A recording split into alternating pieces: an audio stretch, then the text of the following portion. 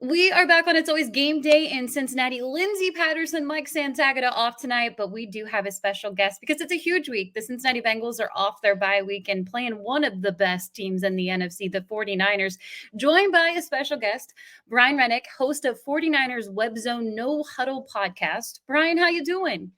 I'm doing well, Lindsay. Thanks for having me on. Well, it's good to talk to you. There's a lot going on for the San Francisco 49ers right now this There week. is. It's really been a quarterback watch. Can you tell me a little bit what's going to happen in the last 2 days in practice for them? Yeah, so it came out on Tuesday, or really, I guess it really surfaced yesterday that Brock Purdy suffered a concussion in that Minnesota game, and there's been plenty of clips kind of going around showing the play that it likely happened, and it was fourth or third and short. And they tried a quarterback sneak, and he did not get low enough. And Jordan Hicks from the Vikings came in over the pile, and you can just see that helmet to helmet contact. You can see Purdy's head just go back and to the side, and no one has confirmed that. But I mean, I don't know what other hit it could have been. And so he is in the concussion protocol, which means that Sam Darnold currently is in line to start for the 49ers on Sunday. It would be his first start for the team, but Kyle Shanahan did not have Sam Darnold take the podium today for the press, and neither did Brock Purdy. So I do think that they are biding their time. Purdy was at practice today doing non-contact drills, which I believe is step 4 of 5 when it comes to getting out of the protocol. So I think they are still holding out hope that he can test out of it and be available for Sunday. But if not, it will be Sam Darnold leading that 49ers offense. Here's the thing about the 49ers and their offense, and you look at their head coach, he's extremely talented when it comes to this offense and what he's been able to do with Brock Purdy. And even if you put Sam out there, you can't overlook that if you're the Cincinnati Bengals. But if you've watched Brock Purdy over the last year, he's been a really fun quarterback, and I don't think he gets enough credit. I know a lot of people throw out system quarterback and look who his head coach is, and he has all the weapons, but he's making the throws and he's making great decisions. What's the biggest difference between Brock and Sam on Sunday? I would say, to me, the biggest difference between Brock and Sam is what's between the ears. Sam Darnold is a much more physically gifted quarterback. Matt Mayoko, who was a beat writer for the 49ers for NBC Sports Bay Area, said earlier in the offseason during camp that Sam Darnold might be the best thrower of the football that he has seen in a 49ers uniform. The guy is uber talented physically, but we are talking about Sam Icy Ghost Darnold, and that is the biggest issue for him, is that it really has been between the ears. It really has been his pocket awareness, his decision making, and those are the two areas where Brock Purdy, in my opinion, has been elite since stepping in and taking over for the 49ers, which is why those 2 interceptions in the fourth quarter against Minnesota seem so odd, but both of those came right after that concussion. And so it starts to make a little more sense why maybe his decision making was a little fuzzy. But Darnold can make all the throws. The question is he going to make the right decision on where to go? And I think Kyle Shanahan, if Sam Darnold does start, I would imagine that Kyle Shanahan is going to do his best to keep the ball out of his hands. He's been consistently with Purdy, looking at 25 to 30 passes a game. I think you'll see that drop to, maybe at max 20 if things are going well. But if they get behind, obviously you're going to have to rely on Sam to bring you back. Yeah, over the last few weeks, the 49ers, I mean, you can look at the Niners game. I know how people felt, how that one ended. Obviously, the missed field goal, some questionable calls towards the end. And then you look at this game where they had a shot all the way till the very end. And then the concussion happened, which we all found out about later. And then, as you mentioned, the 2 interceptions for Brock Purdy. But overall, I've noticed this kind of strange criticism for Brock Purdy, because I've been really impressed with him over his last year, his rookie year last year, stepping up and being able to lead this team, and even the early start of the season. What do you think about some of that criticism that you hear about him? Yeah, I think a lot of it stems from the fact that he was the last pick in the draft, and we live in a I would say a sports entertainment era where everybody is dying to be right on their take, right? Their take is more important than legitimate analysis, right? And if you came out with a take that said that Brock Purdy coming out of Iowa State, no one thought that he could do anything in the NFL. And if he's successful, it means that all of those people missed on Brock Purdy. And then it makes them question, well, what did we miss? How did we miss? And, I think what makes Purdy good right now, I'm not ready to crown him great. I'm not ready to do anything, but he's playing really well. Is a lot of intangibles. It's his unflappability. It is his, like I said, decision making, his anticipation, which, as a shorter quarterback with a relatively weaker arm than some of these, obviously Josh Allen, Patrick Mahomes types, right? You have to rely on anticipation because you're not going to be able to fit it into tight windows because you don't have the arm strength. And so I think that's a skill that he's been working on the majority of his career as a quarterback in high school and college and now with the 49ers.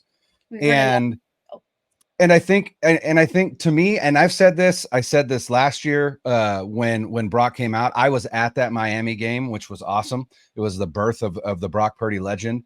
But, as he continued to play, one of the things that I said, and I'm not just saying this because I'm on It's Always Game Day in Cincinnati, but if there was a quarterback in the NFL that I felt like Brock Purdy reminded me most of, it was Joe Burrow, in the fact that Joe Burrow, I think his superpowers are just the ice water in his veins, his decision making, and he's more physically gifted than Brock Purdy. I will say that he's bigger and he's got a bit of a better arm, but Burrow is not, the elite athlete that Josh Allen is, that Patrick Mahomes is, that Lamar Jackson is.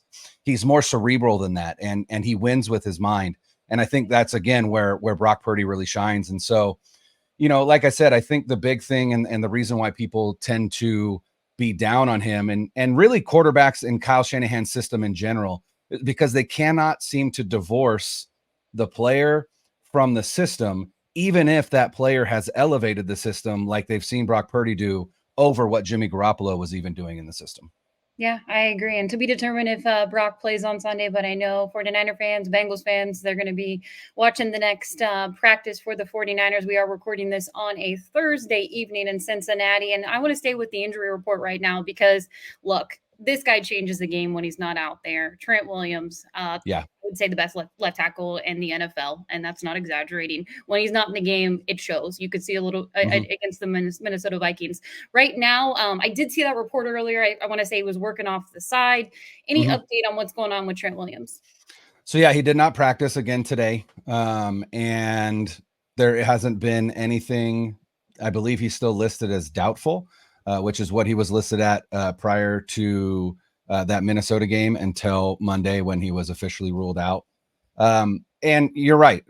Trent Williams is the best left tackle in the NFL. I don't think you'd get arguments from anybody if you brought that up somewhere. But the one thing I will say is that Jalen Moore, who filled in for him against Minnesota, actually really held his own against that Vikings team. There were, I believe, Brock Purdy was pressured. I believe it was 8 times. And 6 of those were Danielle Hunter, but all 6 of those came when Danielle Hunter was rushing against Colton McKivitz, the right tackle for the 49ers. So I don't know if, I respect the hell out of Big Lou, and I imagine that he is going to, exploit those tackles in ways that we probably don't even recognize right now. But if Williams can't go, I'm not. Obviously, Jalen Moore is not Trent Williams, but I think he will be fine. What I'm worried about is McKivitz and Moore together, just because again you're down an all-world left tackle, and again if it's Sam Darnold taking snaps, I see ghosts, right? And I imagine that Lou is going to try and make him see ghosts for sure. We'll stay with the offensive side of the ball when it comes to injuries. It seems like Debo might be out for another game, or is that still? He is out. Yeah. with him out over the last few weeks or just even the last game, you have other guys, playmakers. I mean, goodness, when it comes to the tight end room, it's one of the things I feel like Cincinnati's defense has struggled with outside of Travis Kelce. They seem to be able to stop him, which is absolutely wild. But when it's Andrews or it's another top tight end in the league, they just struggle with being able to stop him. And it feels like he could, have a big game, and just the other playmakers they have on the team that have been able to step up for the San Francisco 49ers. Yeah, I think Kyle Shanahan misses Debo because I think Debo is a bit of an easy button for him, right? If the offense is struggling, if they're struggling to string together some consistent drives, he loves to dial up just a wide receiver screen or an end around or something for Debo just to get the ball in his hands and get him in space, because he's otherworldly when that happens. And so when he doesn't have that, I think he struggles sometimes to find a way to break out of, some inconsistencies, if you will. And you're right. They've got a lot of other playmakers, obviously Christian McCaffrey being top of the list, but Brandon Ayuk, who is coming into his own this season as, in my opinion, one of the probably 15 best wide receivers in the NFL. And obviously you've got George Kittle, who is, I think, in my opinion, the best all-around tight end in football. Obviously, Travis Kelce is the best receiving tight end, but George affects the run game significantly more than Travis does. And he had a big game, right, against the Cowboys, 3 touchdowns. That was awesome. But for the most part, he's been pretty quiet this year. And so I would expect to see Kyle try and probably get him going, especially, again, if Darnold is the one taking snaps, because a quarterback's best friend is a reliable tight end. And so I think you would see George involved more. And then the weird thing last week was Brandon Ayuk had 5 catches for, I think, almost 75 yards in the first half against the Vikings and didn't catch another ball after that. It was weird. Don't know what was going on there, but I would like to see him more involved. Obviously, he was the hero of that game against you guys 2 years ago in Cincinnati with that game-winning touchdown. I would venture to say that he will be more involved. And then I kind of want to see if Kyle gets a little creative when it comes to trying to fill a little bit of that Debo role, and see if he puts maybe like a Jordan Mason in the backfield and then puts CMC in that Debo role, and see if he can't get CMC some of those same touches that he gets Debo. So, I'm not worried at all that Kyle Shanahan can't, figure out a game plan. I'm just worried about whether or not Sam Darnold can execute it. Well, say again, you mentioned Christian McCaffrey. It feels like that anytime touchdown is money for a lot of teams or a lot of fans who bet on sports every week when you look at Christian McCaffrey. And it's been an amazing trade for the San Francisco 49ers. And I'll say this, most of the season, it feels like the Cincinnati Bengals really struggle with stopping the run. And if DJ Reader takes any breaks, that's when you really capitalize on it. And Christian McCaffrey is the top running back in the NFL right now. What do you expect outside of, maybe even just receptions, just the running game for Christian McCaffrey against this defense? Yeah. The interesting thing is that if you look back at the last 3 games for Christian McCaffrey, the running game has actually been not great. McCaffrey had, I think 50-ish yards against the Vikings. Against the Browns, I believe he had less than that, although the Browns, you could argue are sporting probably the best defense in the NFL. But yeah, they got to get the running game going. And I think part of the problem for the 49ers is more related to their offensive line, or specifically their interior offensive line, which has been playing pretty poorly over the last handful of games.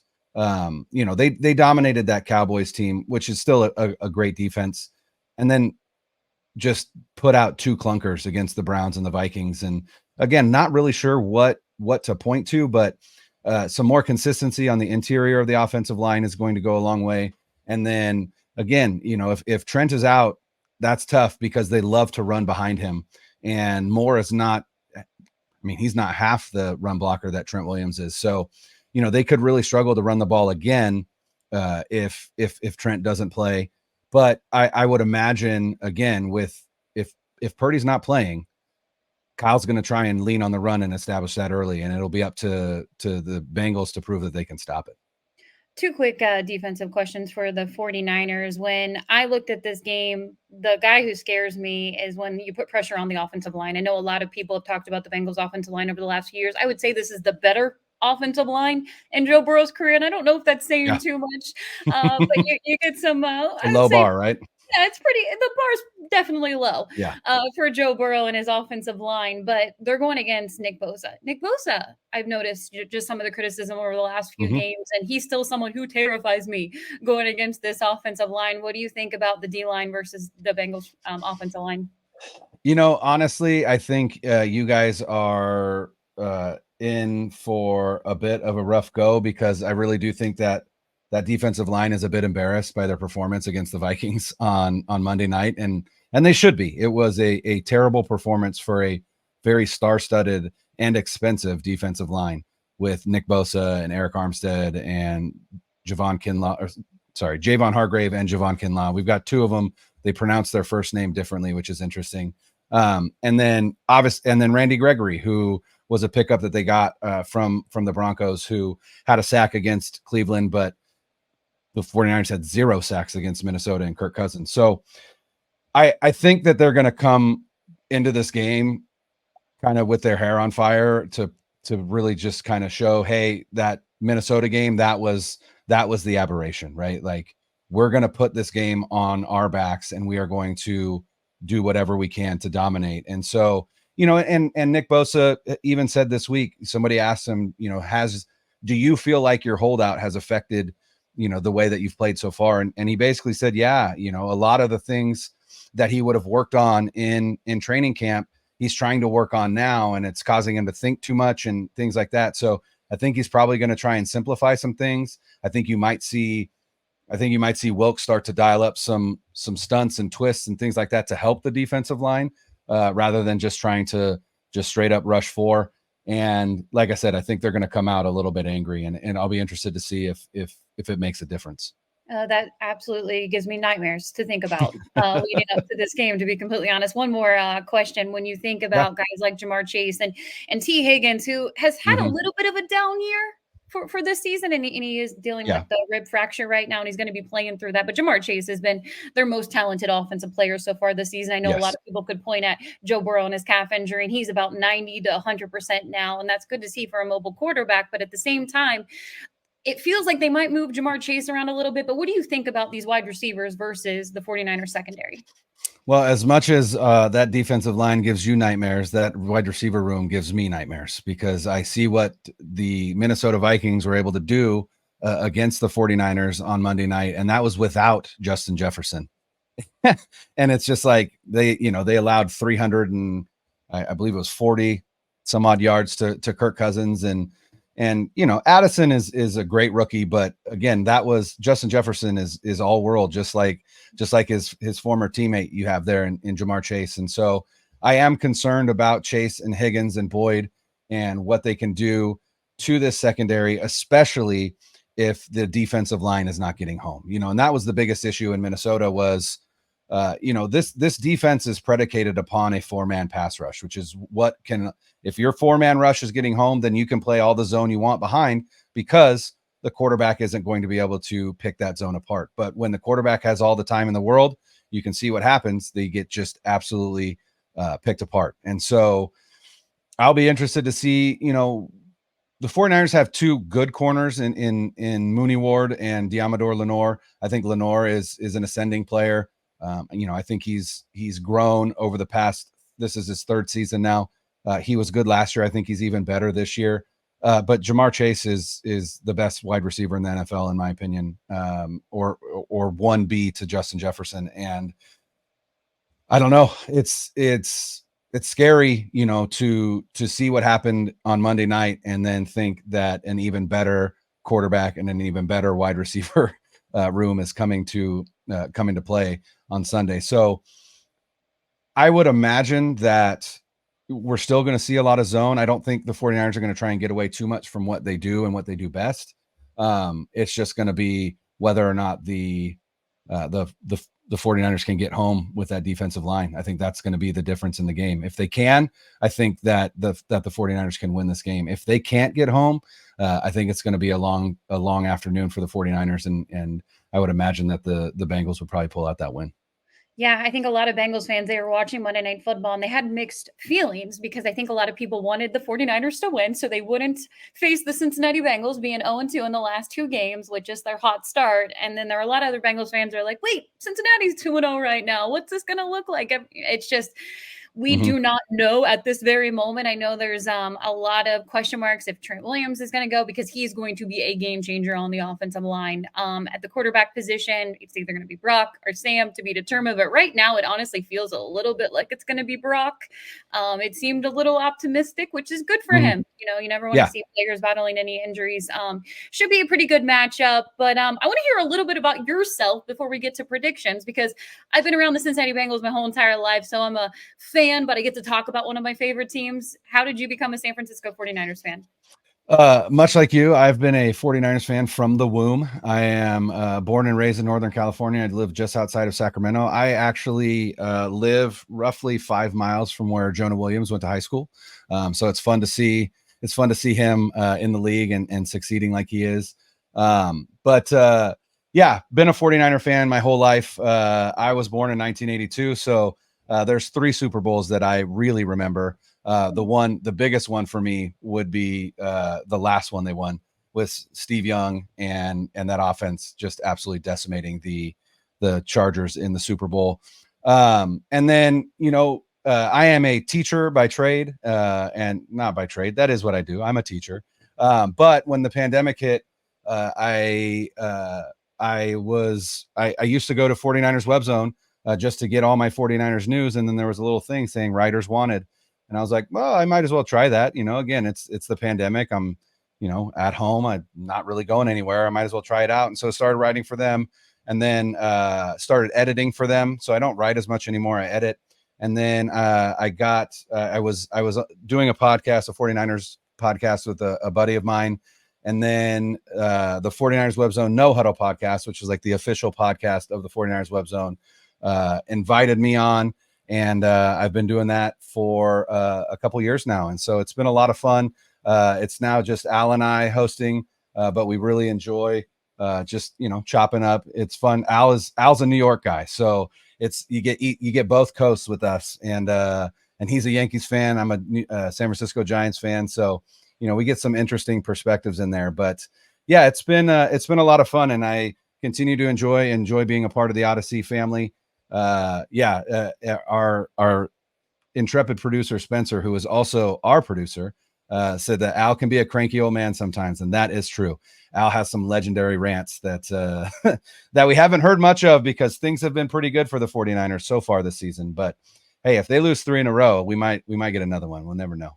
It's crazy when you think about it. Just a couple years ago, and honestly, the Cincinnati Bengals and the Niners were in the same situation last year, playing in the championship weekend. But the year before, I really thought it was going to be the Bengals and 49ers in the Super Bowl in LA. Yeah. It was so close for that reunion. Yeah. And I didn't see the Super Bowl when the Bengals lost to the 49ers twice, but I've heard enough about it that you wanted that rematch again, and it just felt like it was a dropped interception away, wasn't it?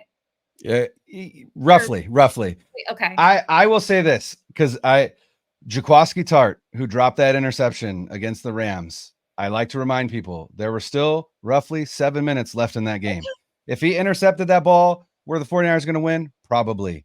But there was still more opportunity for them to win that game. And in the end, the offense couldn't pull it out. But Jaquiski Tartt, if you're listening, I'm defending you, man. I always have. That loss is not on you, but yeah, it was very close, and that would have been quite the Super Bowl rematch because, like you said, there's revenge on the mind of everyone in Cincinnati. Yeah, it should be a good game on Sunday. I'm gonna make you, if you feel comfortable, go ahead and give your prediction. What do you think is gonna happen? So Al and I recorded a little bit ago, and so I gave this prediction, and I will hold to it because I'm not trying to waffle. I think Sam Darnold is going to play, and if Sam Darnold plays, then I don't feel like the 49ers have the same shot to win that they would if Brock plays. And so I did end up predicting a 49ers loss, and that was the Bengals 27, Niners 24. I'm shocked to hear you say that because, like I said before, I'm still very terrified of this game. The Bengals are going on the road. They're coming out of the bye. Offensively, the only person that has stepped up so far this season is Jamar Chase. I still like the 49ers defense, and they still have weapons. That the secondary that's still pretty young. They're going to have to be able to guard, and even this defensive line. Yes, they have Trey Hendrickson. Even if it's a backup out there, you gotta play him on the road, and this team is going to be fighting in the 49ers. I'm picking a Cincinnati Bengals win, but I think it's going to be like a 23-20. It's going to come down to maybe a walk-off field goal, to be completely honest with you. Man, if it comes down to a walk-off field goal and the 49ers win that, that's going to do a lot for Jake Moody's confidence. That's for sure.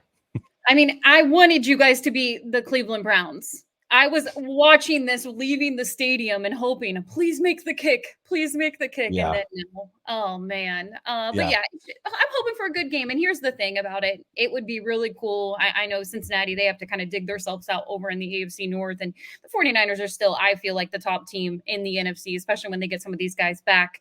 But overall, I hope they see each other again in February. That'd be kind of fun. I would love it because that means, again, that they are playing in the Super Bowl. So best of luck to the Bengals on that pursuit. And again, best of luck to my Niners on their pursuit as well. Brian Renick, thank you so much for joining us. 49ers Webzone No Huddle Podcast. We really appreciate it. Thank you, Lindsay. Have a great day. Thank you.